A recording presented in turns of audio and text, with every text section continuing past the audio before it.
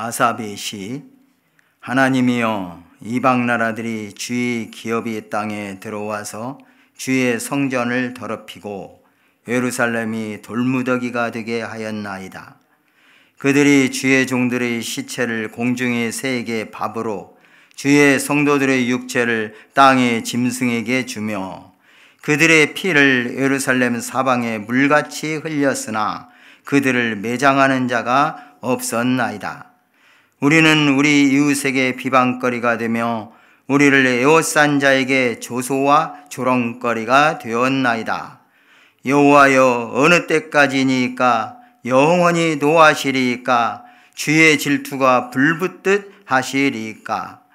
주를 알지 아니하는 민족들과 주의 이름을 부르지 아니하는 나라들에게 주의 노를 쏟으소서. 그들이 야곱을 삼키고 그의 거처를 황폐하게 함이니이다. 우리 조상들의 죄악을 기억하지 마시고 주의 긍휼로 우리를 속히 영접하소서. 우리가 매우 가련하게 되었나이다. 우리 구원의 하나님이여, 주의 이름의 영광스러운 행사를 위하여 우리를 도우시며 주의 이름을 증거하기 위하여 우리를 건지시며 우리 죄를 사하소서. 이방 나라들이 어찌하여 그들의 하나님이 어디 있느냐 말하나이까? 주의 종들이 피 흘림에 대한 복수를 우리의 목전에서 이방 나라에게 보여주소서. 갇힌 자의 탄식을 주의 앞에 이르게 하시며 죽이기로 정해진 자도 주의 크신 능력을 따라 보존하소서. 주여, 우리 이웃이 주를 비방한 그 비방을 그들의 품에 7배나 갚으소서. 우리는 주의 백성이요 주의 목장의 양이니 우리는 영원히 주께 감사하며 주의 영예를 대대에 전하리이다. 아멘. 본 시편의 표절의 아삽의 시, 이렇게 기록되어 있습니다. 계속 아삽의 시에 대해서 살펴보고 있는데요. 이 아삽의 시란 것은 이 내용적으로 볼 때에 다윗시에 살던 아삽이 기록했다는 의미라기보다는 아삽 계통의 이 악사들이 보관해 둔 시라, 그런 뜻으로 생각하는 것이 자연스러울 것 같습니다. 이 시편도 내용상으로 볼 때 시편 73편처럼 애가의 형식을 가지고 있고, 학자들에 따라서 여러 의견이 있지만은 바벨론 침공에 의한 멸망의 때를 다룬 것으로 생각이 됩니다. 다시 말해서 BC 586년 이후에 지어진 작품으로 볼 수 있고, 74편이 성전의 붕괴를 슬퍼하면서 지은 에가임에 비해서 본 시편은 포로 이후에 유랑하는 사람들을 위해서 지은 에가의 형식을 지니고 있고, 민족의 멸망을 애도한 탄식시, 그리고 그 원수들의 멸망을 저주한 저주시로 분류하고 있습니다. 시인은 하나님의 백성이 이 핍박자들에게서 받는 환난의 비참한 상황에 대해서 먼저 1절에서 4절까지 말씀을 하고 있습니다. 그리고 이어서 원수들에 대한 그 심판을 간절히 바라고 하나님의 구원을 소원하고 있습니다.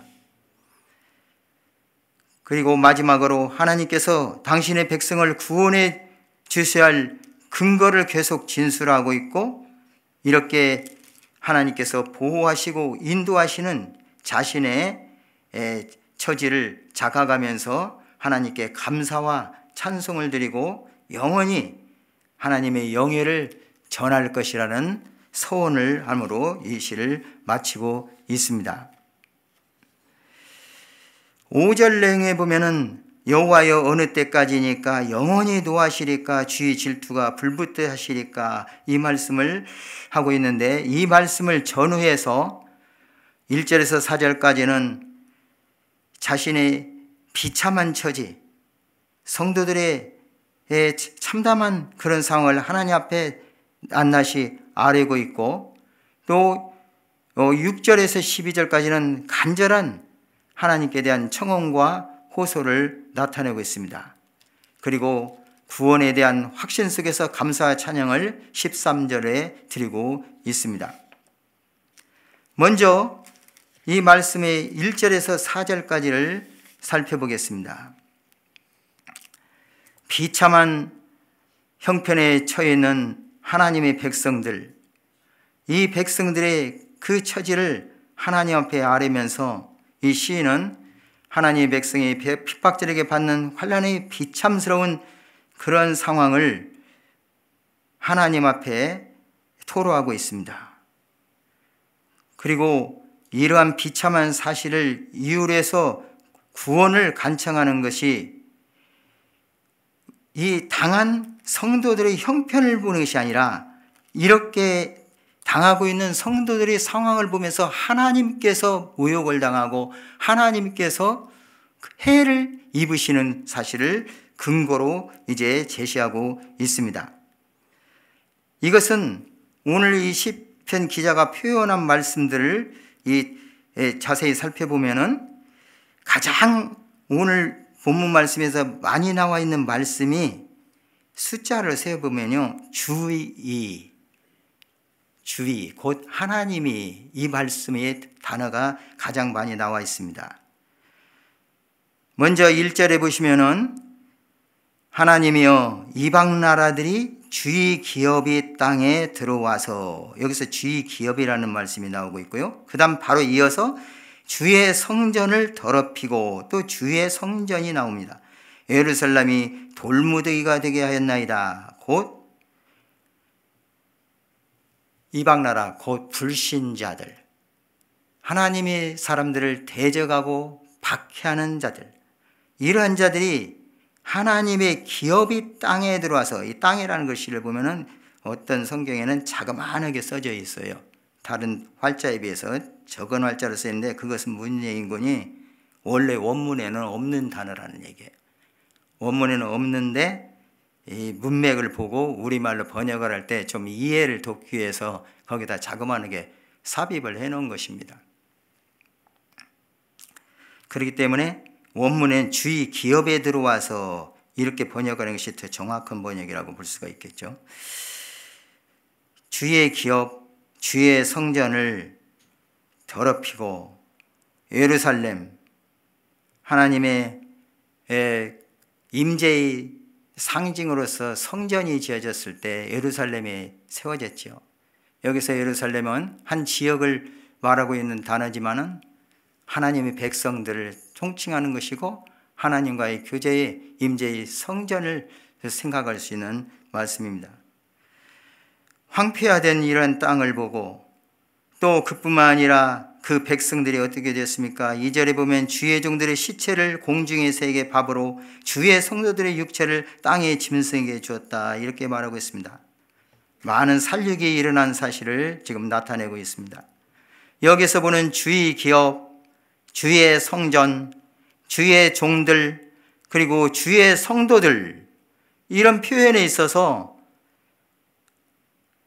히브리어로는 카라는 단어가 앞에 붙었는데요, 히브리 순서대로 보면 앞이 아니라, 표기는 앞으로 보이지만 제일 뒤에 붙어 있습니다. 뒤에 보는데 이 단어는 대명사입니다. 그래서 당신의, 원문으로 보면 당신의 그런 뜻이 있어요. 근데 우리가 여기 번역을 당신의 좀 어감이 좀 그러니까 주의로 이렇게 번역을 했습니다.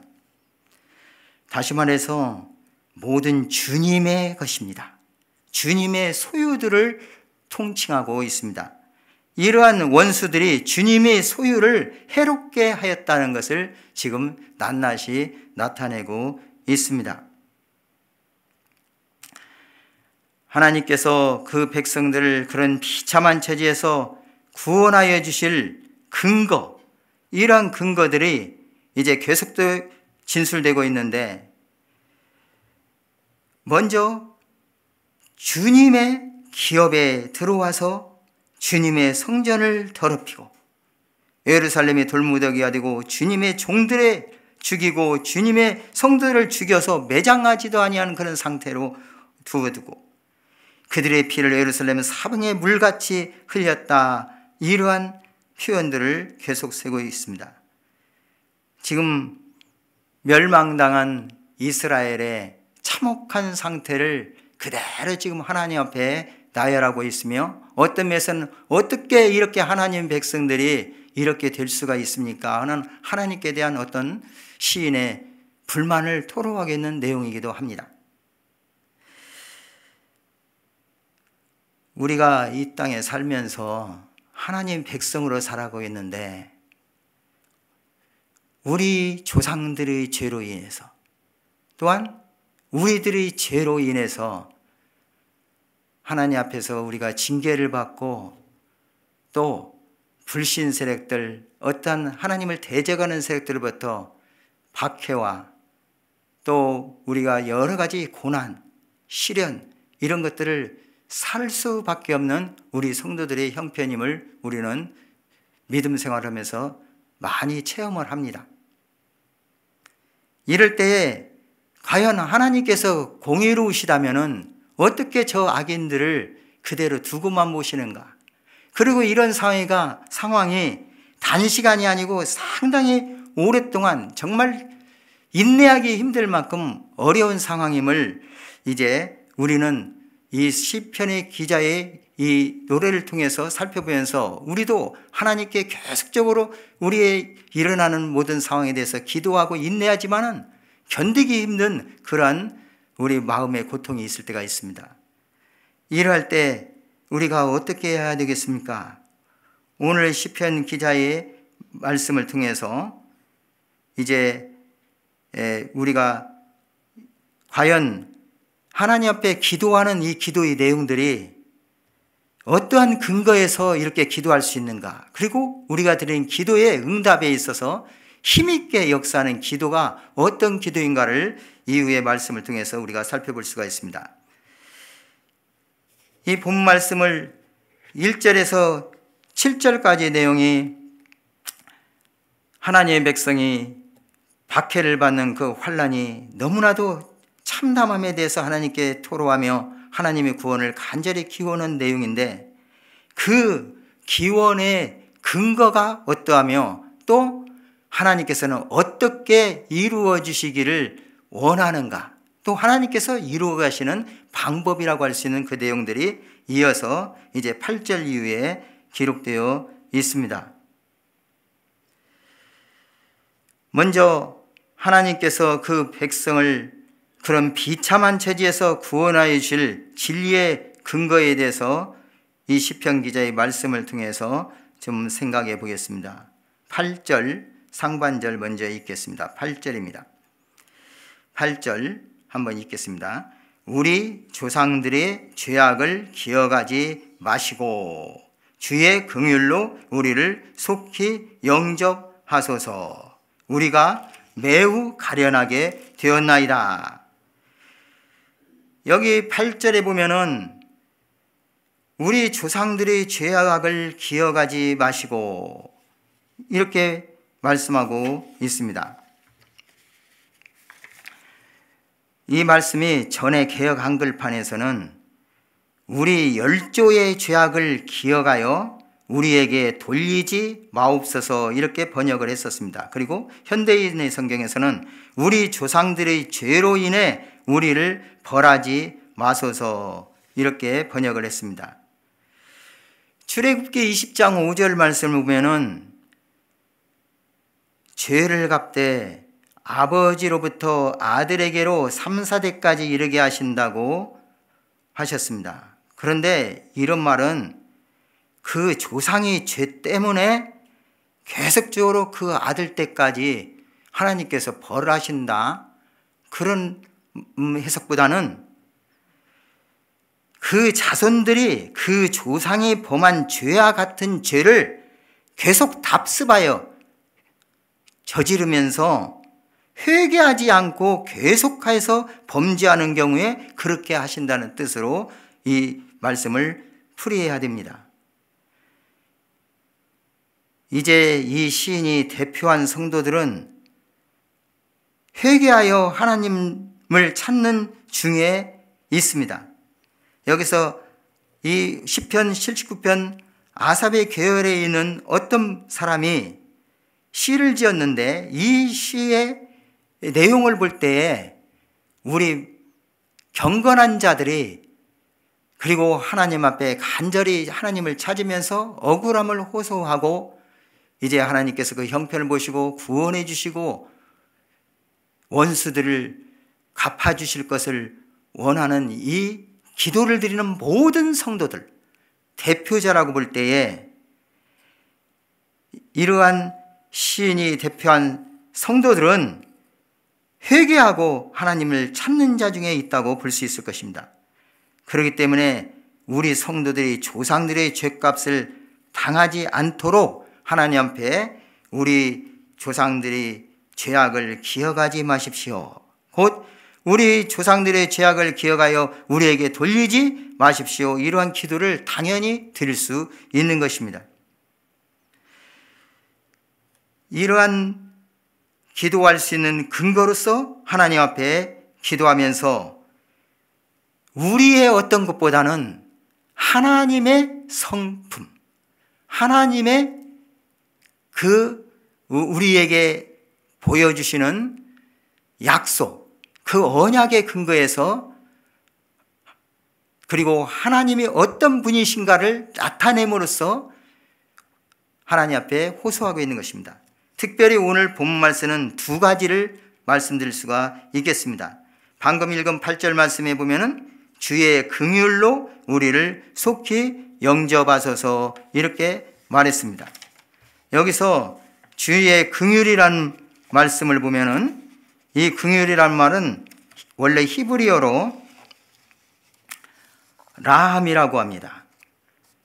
이 라함이라는 단어, 곧 하나님의 긍휼히 여기심, 이 긍휼이라는 용어의 의미는 문자적으로 다른 사람의 요구에 대한 깊은 느낌이라고 할 수 있습니다.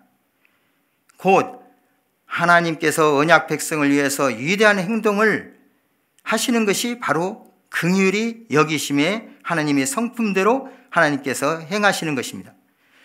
긍휼히 여기시는 하나님을 바라보는 것은 백성에게 있어서 가장 강력하게 하나님 앞에 아뢰일 수 있는 그러한 것 중에 하나입니다. 하나님의 긍휼하심은 당신의 백성과 이방인을 구분짓는 또한 하나의 기준이 되기도 합니다. 하나님은 우리의 연약함을 잘 아십니다. 그래서 아버지가 자식을 불쌍히 여김같이 여호와께서는 자기를 경외하는 자를 긍휼히 여기신다고 말씀합니다. 그렇지만 하나님께서는 공공연히 반역하는 자에게는 결코 긍휼을 베푸시지 않는다고 성경 곳곳에서 말씀하고 있습니다. 구약에서는 특별히 이스라엘 백성이 하나님의 긍휼히 여기심을 받지 못하는 가장 두드러진 이유 중에 하나는 바로 그들이 이방신과 우상을 좇는 경우였던 것입니다. 여기서 말하는 시편 기자가 말하는 조상들의 죄가 무엇입니까? 바로 그것은 핵심적으로 우상 숭배의 죄였습니다. 북이스라엘이 아수르에게 멸망을 하고 남쪽 유다 땅이 바벨론에게 완전히 멸망을 당했습니다. 그런 것을 구약의 역대서를 쭉 살펴보면 분명한 그 이유에 대해서 언급하고 있어요. 가장 많이 나오는 문장이 어떤 것이고니 그들이 여로보암의 죄를 따라 범죄했다. 그리고 아합이 꾀를 따라 범죄했다. 뒷부분에 가면은 므낫세의 죄 때문에 그 땅이 멸망한 것을 말씀하고 있습니다. 이것은 무엇입니까? 바로 조상들의 죄악들이 하나같이 하나님을 하나님 아닌 다른 것으로 대체해버리고 하나님 위에 다른 것을 세우고 같이 병하는 핵심적인 우상 숭배의 죄에 있었습니다. 또한 예언서의 후기의 소선지서들 보면은 이러한 우상 숭배와 아울러서 무고한 자의 피를 흘리는 죄를 범했다고 말합니다. 이러한 모든 것들이 곧 조상들의 죄였습니다. 이러한 조상들의 죄로 인해서 그 자녀 손자들이 회개하고 정말 하나님 앞에 바로 서 돌아서야 하는데 그러하지 못하고 그들은 계속해서 그러한 죄악들을 이어갔습니다. 답습니다. 그리하여 결국에는 멸망을 당한 것입니다. 그렇기 때문에 이 앞에서 이 비참한 모든 상황에 이루어진 그 이유는 곧 오늘 이 시대에 우리 성도들이 당하는 여러 가지 하나님 앞에서 당하는 고통과 시련, 심지어는 하나님을 알지 못하는 강한 어떤 나라의 세력가들에게 박해를 당하는 이런 모든 상황들도 결국에는 하나님 앞에서 우리가 이렇게 조상들이 지었던 죄를 회개하지 못하고 답습하여 또는 더 강팍하게 이렇게 하나님 앞에 범하는 그 죄로 말미암아 이런 일을 닥친다는 것을 우리가 그러한 비참한 상황에 있는 이스라엘의 그 처지의 근거를 찾아볼 수 있는 것입니다. 그러나 이러한 상황에서도 하나님의 긍휼히 계심의 그 성품을 우리가 생각하면서 이 하나님 앞에 우리는 기도할 수 있습니다. 그래야 해서 우리의 처지가 매우 가련하게 되었다고 이렇게 하나님 앞에 아뢰고 있습니다. 그리고 두 번째, 하나님 앞에 우리가 강력하게 기도하며 나갈 수 있는 이 기도의 근거를 9절에서 말씀하고 있습니다. 9절 말씀 다시 한번 읽어보겠습니다. 우리 구원의 하나님이여, 주의 이름의 영광스러운 행사를 위하여 우리를 도우시며 주의 이름을 증거하기 위하여 우리를 건지시며 우리 죄를 사하소서 말씀을 합니다. 여기서 구원의 하나님이여 먼저 이렇게 말씀합니다. 그리고 주의 이름의 영광스러운 행사를 위하여 우리를 도우시며 주의 이름을 증거하기 위하여 우리를 건지시며 우리 죄를 사하소서 했습니다. 구원하시는 하나님, 그 누구도 이러한 이스라엘 처지에서 구해낼 자가 없고 또 이스라엘 스스로도 결코 구원받을 수 없는 처지입니다. 그리고 어떠한 인간적인 어떤 것을 내세워서 하나님 앞에 구원을 요청할 수도 없습니다. 그런데 하나님께서 긍휼히 여기심에 의지하고 또한 이 구원의 하나님께서 그 이름을 위하여 주의 이름을 증거하게 하여 주의 이름의 영광스러운 행사를 위하여, 전의 성경에서는 주의 이름의 영광을 위하여, 한마디로 말해서 주의 이름을 위하여 우리를 도우시고 건지시고 우리 죄를 사하여 달라고 간절히 기도하고 있습니다. 이것은 오늘 우리가 하나님 앞에 나아가 기도해야 할 근거가 되는 말씀입니다. 하나님의 영광을 위하여, 하나님의 이름을 나타나기 위하여 이렇게 기도할 수 있다는 말씀입니다. 앞에서 말한 여러 가지 비참한 이스라엘의 형편들이 그러한 이스라엘의 형편 속에서, 그 고통 속에서 있는 그런 이스라엘 형편이 아니라 하나님의 소유고 하나님의 백성인 그들이 그러한 상황을 당함으로 말미암아 하나님의 이름이 욕을 먹고 하나님의 영광이 가려졌다는 말씀입니다. 우리가 오늘 이 시대에 하나님 앞에 나와서 기도하는 것은 우리의 어떤 공로로 나가는 것이 아니고 우리의 어떤 행한 일에 대한 보상으로 하나님께 요구하는 것이 아니라 정말 값없이 우리 죄를 사하시고 죽으시고 우리를 구속하신 주 예수 그리스도의 이름으로 나아가게 됩니다. 그리고 이러한 모든 창조 역사와 구속 역사가 하나님의 영광을 위하여, 하나님의 이름을 위하여 하나님께서 세운 것을 우리는 생각하면서 하나님의 영광을 위하여, 하나님의 이름을 위하여 우리의 소원을 주님 앞에 담대히 아뢰 수가 있습니다. 이러한 모든 것을 하나님께서 약속해 주셨기 때문입니다. 곧 하나님의 언약의 말씀에 근거해서 하나님의 영광을 위하여, 하나님의 이름을 위하여 기도할 때 하나님께서는 자신을 위하여서, 자신의 이름을 위하여 반드시 이 기도를 응답해 주실 것입니다. 그 기도의 내용이 무엇입니까? 10절에서 12절에 이방 나라들이 어찌하여 그들이 하나님이 어디 있느냐 말하나이까? 주의 종들이 피 흘림에 대한 복수를 우리의 목전에서 이방 나라에게 보여주소서. 갇힌 자의 탄식을 주의 앞에 이르게 하시며 죽이기로 정해진 자도 주의 크신 능력을 따라 보존하소서. 주여, 우리 이웃이 주를 비방한 그 비방을 그들의 품에 7배나 갚으소서 했습니다. 그리고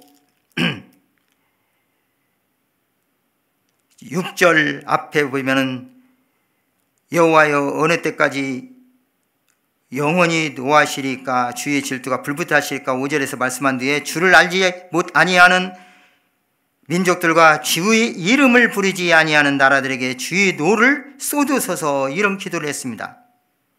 6절의 본문 말씀을 잠깐 생각해 보면은 이 뒷절에 하나님의 영광과 하나님의 이름, 그리고 하나님께 구하는 그 시인의 내용들을 살펴보기 전에 앞절만 보면은 어떻게 믿는 자가 성도들이라면서 이렇게 저주하는 원수들의 멸망을 위해서, 이웃의 멸망을 위해서 이렇게 기도할 수 있을까 하는 의구심을 가질 수 있습니다. 그런 점에서 칼빈은 주석을 하기를,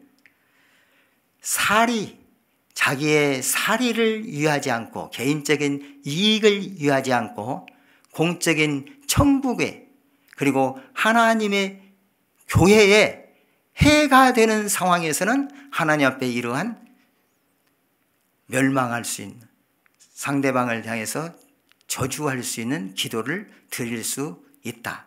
단지 성령의 감동하심에 의해서, 필요에 따라서 그럴 수 있다. 이렇게 주석을 했습니다. 오늘 이 말씀을 이제 결론적으로 이렇게 맺고 있습니다. 13절입니다. 13절 한번 같이 읽겠습니다. 우리는 주의 백성이요 주의 목장의 양이니 우리는 영원히 주께 감사하며 주의 영예를 대대에 전하리이다 했습니다.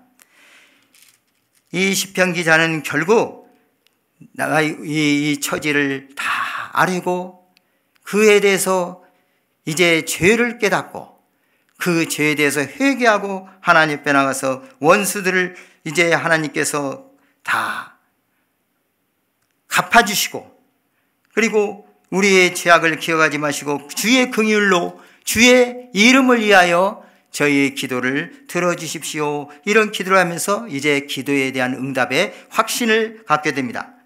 그러면서 어떠한 어려운 처지에 있을지라도 우리는 주님의 백성이요 주님의 목장의 양이니 영원히 주님께 감사하며 주의 영예를 대대에 전한다고 말씀합니다. 여기서 주의 영예, 이 영예의 원문을 살펴보면 찬송, 찬미의 의미를 포함하고 있습니다. 하나님 앞에 주께 감사하며 찬양을 대대 앞으로도 계속해서 드릴 것을 말씀했습니다. 이미 기도한 것을 하나님께서 응답하심을 믿고 하나님 앞에 감사하며 찬양하며 주의 영광을 증거하겠다는 서원을 하고 있는 것입니다. 오늘 말씀처럼 우리가 하나님 앞에 기도하러 나갈 때, 하나님 앞에 나아갈 때에 하나님의 긍휼히 여기심과 하나님의 영광, 하나님의 이름을 위하여 기도하며 나아가고, 또한 우리가 주님의 백성이요 주님의 목장의 양임을 항상 확신하면서 늘 영원토록 주께 감사하며 주의 영예를 대대로 전하시는 저와 여러분 되시기를 주님의 이름으로 축복합니다. 기도드리겠습니다. 자비하신 하나님 아버지, 오늘 시편 이 아삽의 시를 통해서 하나님을 찾고 하나님을 의지하며 살아가는 백성이지만